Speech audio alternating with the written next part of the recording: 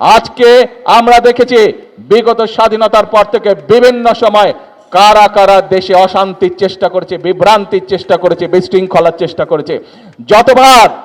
যতবার বিএনপি দেশের মানুষের ভাগ্য পরিবর্তনের জন্য কর্মসূচি গ্রহণ করেছে, অতীতে আমরা দেখেছি আন্দোলনের নামে কিভাবে 173 দিন হরতাল করা হয়েছিল। মনে আছে আপনাদের? 173 দিন কিভাবে দেশের অর্থনীতিকে ধ্বংস করে দেওয়ার চেষ্টা করা হয়েছিল। প্রিয় ভাই বোনেরা, এখনো আবার সেই ভূত আরেকজনের কাঁধে গিয়ে আসর করেছে।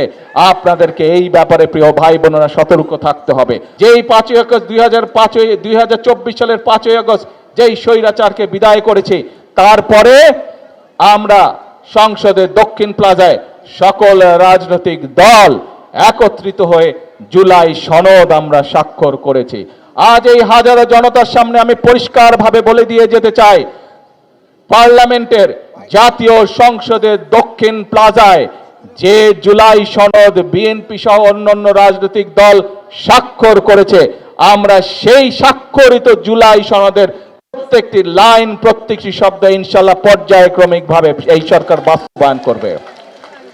কিন্তু প্রিয় ভাই বোনেরা, অনেকে কোন ব্যক্তি, কোন রাজনৈতিক দল আজকে আমরা দেখতে চাচ্ছি যে গণভোট হয়ে গিয়েছে, সেই গণভোটের রায়কে ভিন্ন খাতে তারা প্রবাহিত করতে চাচ্ছে এবং সমগ্র দেশে একটি বিভ্রান্তি তৈরি করতে চাচ্ছে। প্রিয় ভাই বোনেরা, এই যে আমার বক্তব্যের শুরুতে আপনাদেরকে যেই পরিকল্পনাগুলোর কথা আমি আপনাদের সামনে তুলে ধরলাম, আপনারা এই হাজারো মানুষ হাত তুলে বলেছেন যে এই পরিকল্পনাগুলো যদি সফল হয় তাহলে ইনশাআল্লাহ দেশের মানুষের ভাগ্যের পরিবর্তন হবে। তাই তো নাকি? ঠিক বলেছে কি ভাই? ঠিক বলেছে? এখন প্রিয় ভাই বোনেরা, আপনাদেরকে সজাগ থাকতে হবে, সতর্ক থাকতে হবে। যারা গণভোটের রায়কে ভিন্ন খাতে প্রবাহিত করতে চায়, যারা জুলাই সনদের অর্থ ভিন্নভাবে তাদের নিজেদের রাজনৈতিক স্বার্থ হাসিলের জন্য উপস্থাপন করতে চায়, এরা বিশৃঙ্খলা সৃষ্টি করতে চায়।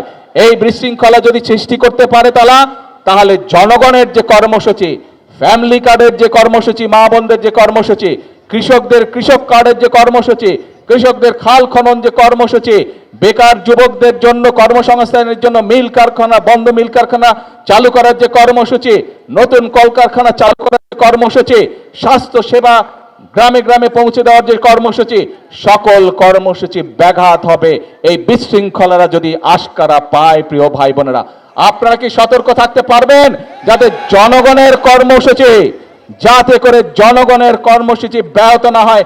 সেই জন্য জনগণকে সতর্ক থাকতে হবে। প্রিয় ভাই বোনেরা, আজকে আমরা দেখেছি বিগত স্বাধীনতার পর থেকে বিভিন্ন সময় কারা কারা দেশে অশান্তির চেষ্টা করেছে, বিভ্রান্তির চেষ্টা করেছে, বিশৃঙ্খলার চেষ্টা করেছে। যতবার বিএনপি দেশের মানুষের ভাগ্য পরিবর্তনের জন্য কর্মসূচি গ্রহণ করেছে, অতীতে আমরা দেখেছি আন্দোলনের নামে কিভাবে 173 দিন হরতাল করা হয়েছিল। মনে আছে আপনাদের?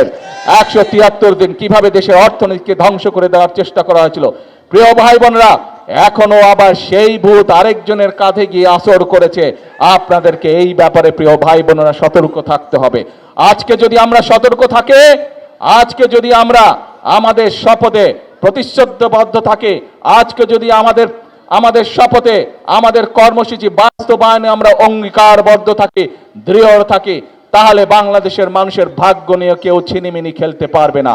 বাংলাদেশের মানুষের ভাগ্য নিয়ে কেউ যদি ছিনিমিনি খেলতে চায়, ইনশাআল্লাহ 5 তারিখে যেভাবে বাংলাদেশের মানুষ জবাব দিয়েছে, ভবিষ্যতেও বাংলাদেশের মানুষ ইনশাআল্লাহ সেভাবেই জবাব দেবে।